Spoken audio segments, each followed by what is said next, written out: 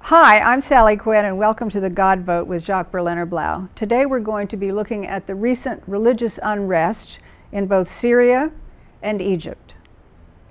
This week we have witnessed rising violence in the Middle East, particularly in Syria, and we've also seen some very disturbing images on television.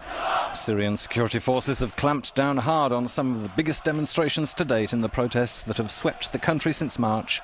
At least 40 people have been killed and the casualty figures continue to mount. Jacques, analysts are really concerned about the situation in Syria. What is your take? Is it really a secular state? Well, the analysts should be very concerned. In theory, it's a secular state. Constitutionally, it's a secular state. The Assad family insists that it's a secular state. But Sally, you know what it really is? It's one of those pseudo-secular states. What do you mean by that? A pseudo-secular state is a state that claims that its single greatest interest is religious freedom, and it does everything it does to ensure religious liberty. But in fact, what such pseudo-secular states actually do is they try to assure the kind of hegemony or authoritarian rule of one particular regime, and in this case, it's the Assad family.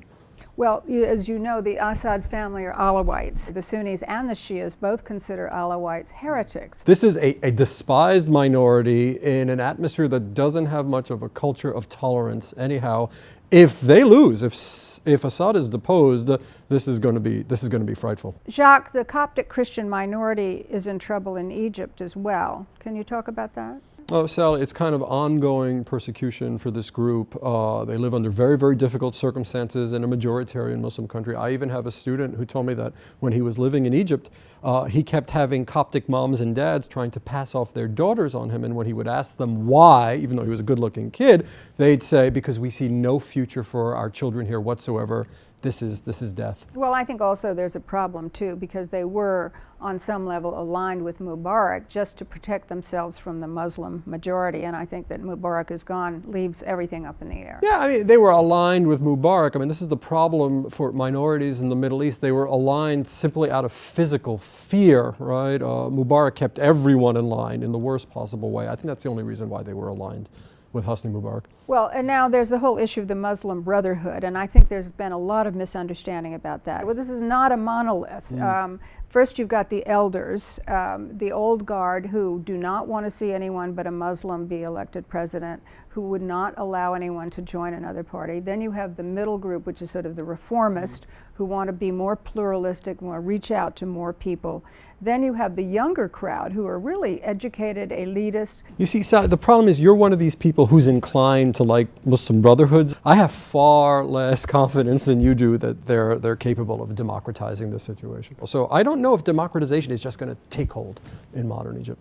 Okay, Jacques, we've got political freedom with religious persecution, as we have in Egypt, and we've got tyrannical rule with relative religious equality in Syria. Which is the lesser of two evils? I would say none of the above. What I feel the region needs is a sort of medevacing in of a squadron of political scientists to explain to the folks of the Arab Middle East what the possibilities are. And if you go with X, you're going to get Y. If you go with Sally Quinn's beloved Muslim Brotherhood, this is what's going to happen. If you go with Professor Berlinerblau's beloved tyrannical secular state, this is going to happen. I think they need to know what the possibilities are. What do you think? I really think that Turkey is the perfect model. It's a democracy, but it has Islamic overtones. And I think that that is probably the model that both of these countries and many of the Middle Eastern countries should go after. Once again, I'm Sally Quinn, and this is the God Vote with Jacques Berlinerblau. Please tweet your questions or suggestions about religion and politics to @onfaith, and we will answer them next week.